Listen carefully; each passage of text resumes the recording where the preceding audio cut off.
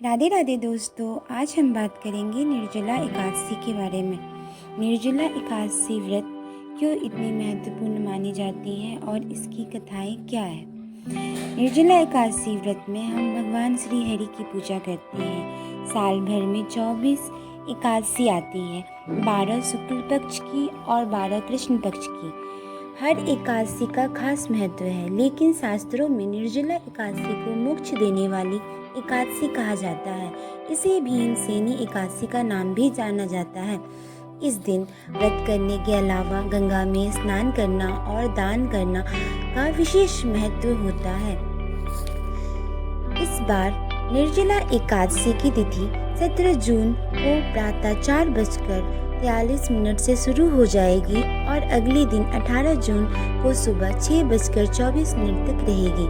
निर्जला एकादशी का व्रत 18 जून मंगलवार को रखा जाएगा। ऐसे में उदय तिथि के अनुसार 18 जून को निर्जला एकादशी माना जाएगा।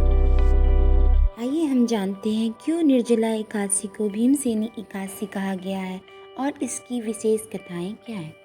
धार्मिक मान्यताओं के अनुसार जब वेद व्यास ने पांडवों को धर्म, अर्थ, कर्म और मोक्ष देने वाली एकादशी व्रत का संकल्प कराया था, तब युधिष्ठिर ने पूछा था, ज्येष्ठ मास के शुक्ल पक्ष में जो एकादशी है उसके बारे में विस्तार से बताइए कृष्णा। इस पर भगवान श्री कृष्ण ने कहा, राजन, इस बारे में परम धर्मात्मा व्यास जी बताएंगे। तब व्यास जी ने बताया, कृष्णा और शुक्ल पक्ष की एकादशी में भोजन नहीं किया जाता है और इसके अलावा दिन द्वादशी तिथि को स्नान करके फूलों से भगवान विष्णु की पूजा की जाती है। पहले ब्राह्मणों को भोजन कराकर बाद में खुद भोजन किया जाता है। इस पर भीमसेन बोले, पितामह, मुझसे एक बार भोजन करके भी व्रत नहीं किया जा सकता, तो फिर उपवास करके मैं कैसे रह सकता हूँ। मैं पूरे साल में केवल एक ही उपवास कर सकता हूँ जिससे स्वर्ग की प्राप्ति हो। अगर ऐसा कोई व्रत है तो बताइए। इस पर व्यास जी ने कहा, ज्येष्ठ माह में सूर्य वृष राशि पर हो या मिथुन राशि पर शुक्ल पक्ष में जो एकादशी आती है उस पर निर्जला व्रत करें। एकादशी तिथि पर सूर्योदय से लेकर दूसरे दिन सूर्योदय तक जल नहीं पिए, तब यह व्रत पूरा होगा। इस तरह से अगर आप केवल निर्जला एकादशी का व्रत करते हैं तो इससे साल भर में जितनी भी एकादशी तिथि है उसका फल प्राप्त होता है।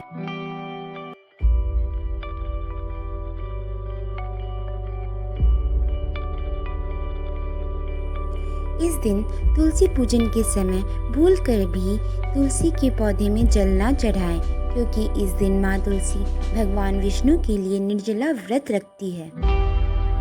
तथा द्वादशी के दिन माँ तुलसी के पत्ते नहीं तोड़ने चाहिए। एकादशी के व्रत के कारण माँ तुलसी कमजोर रहती हैं, इसीलिए द्वादशी को तुलसी के पत्ते तोड़ना वर्जित है।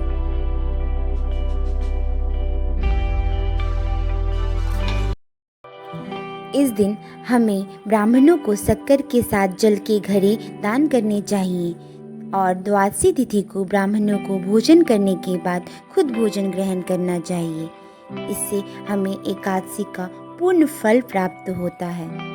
सभी को राधे राधे।